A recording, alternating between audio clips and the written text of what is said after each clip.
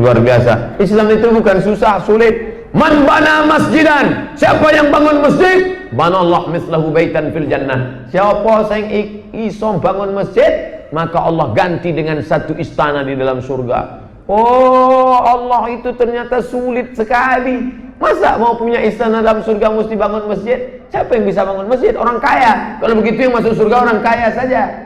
Ternyata Allah Maha Adil. Man shalla isnatai asyarata rakaat, siapa yang salat 12 rakaat fil laili wal lailah, fil yaumi wal lailah, sehari semalam salat 12 rakaat, bunyalahu bihinna baitun fil jannah, dibangunkan untuknya satu istana dalam surga. Yang kaya bangun masjid.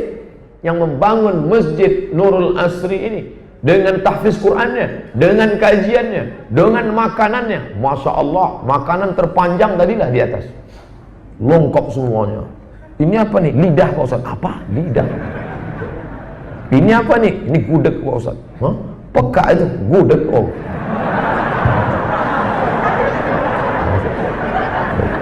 Luar biasa.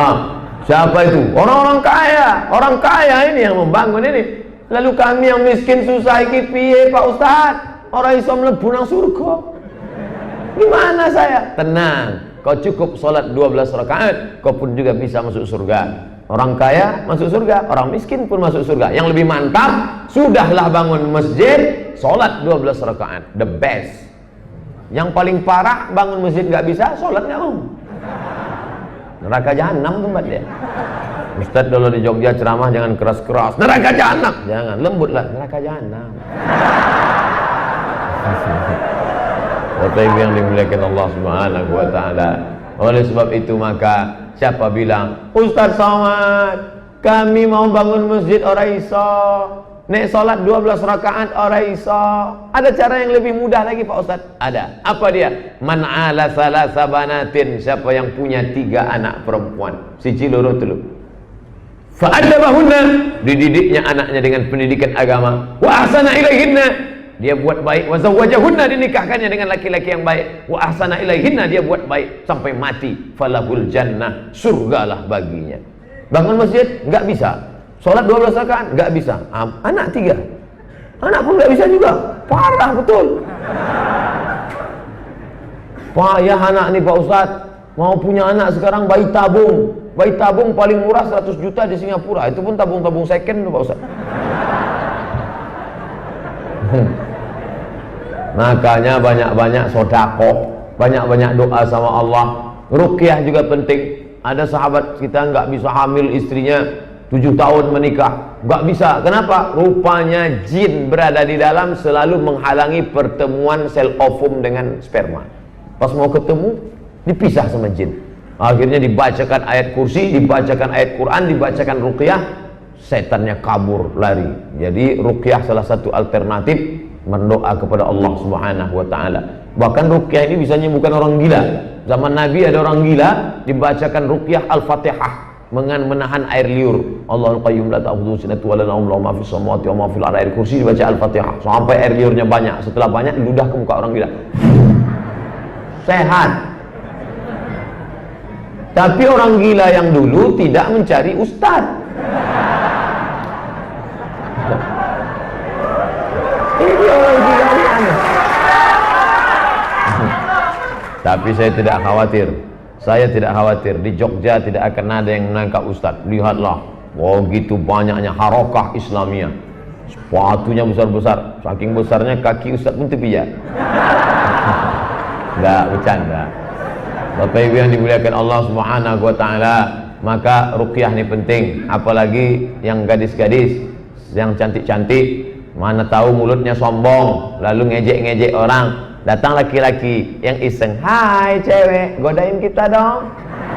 Oh, dia sombong. "Apa? Ente mau sama saya?" Pret. Air ludahnya diambil, dibawa ke dukun, dijampi-jampi. Akhirnya makan tak kenyang, tidur tak lelap, terbayang-bayang di pelupuk mata. Pas mau makan sup, nampak wajah laki-laki itu membayang di sup. Pas mau mandi, nampak wajahnya di gayung. Pas mau minum, nampak wajahnya di teh. Wah, gimana ini Pak Ustaz? Ruqyah. Sebelum tidur malam baca qul huwallahu 3 kali, qul a'udzu falaq sekali, qul a'udzu binnas sekali, Al-Fatihah sekali, awal Al-Baqarah 5 ayat, ayat kursi ujung Al-Baqarah. Setelah dibaca, hembuskan ke tapak tangan. Pasakan kuku. Mudah, tak perlu pakai jimat.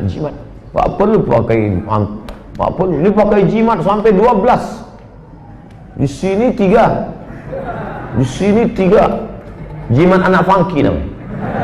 Sini 2, di sini 2. 3, 2, 2, 3, 10. Yang 2 lagi di bibir. Bibir kasih anting. Lihat bibir dia pakai anting, bibir kita yang ngilu.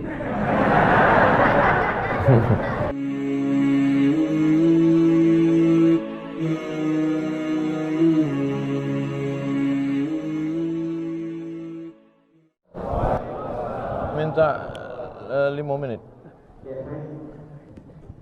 Ambo dek disinggung masalah pitih tadi Bu ya.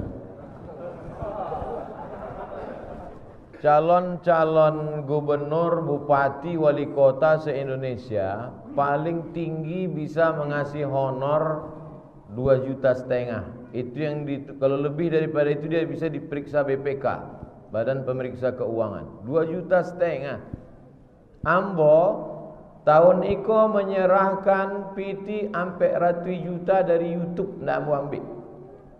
Jadi kalau ada calon bupati wali kota datang ke Tampe Ambo ingin mengajak Ambonya, bingung bara dikasih buya aku, sedang sampai ratus juga ndak diambilnya.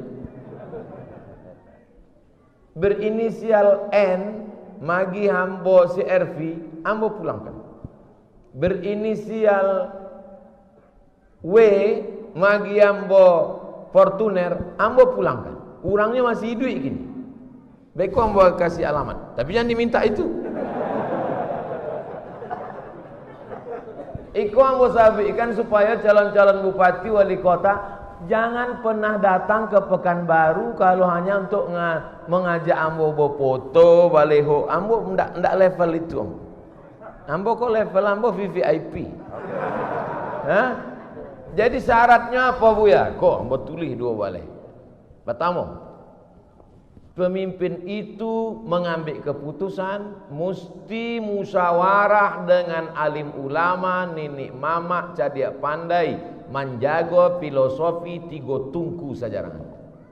2, pemimpin itu mempertahankan semboyan adat basandi syarak basandi kitabullah. 3, memperhatikan surau. Sebab awak punya filosofi kembali ke surau, pulang ke surau, bukan kembali ke laptop. Sampai masukkan 5 pelajaran agama ke sekolah umum. Pondok pesantren ndak urus. SDIT boarding school ndak, tapi sekolah umum SMP SMA masukkan 5 pelajaran agama.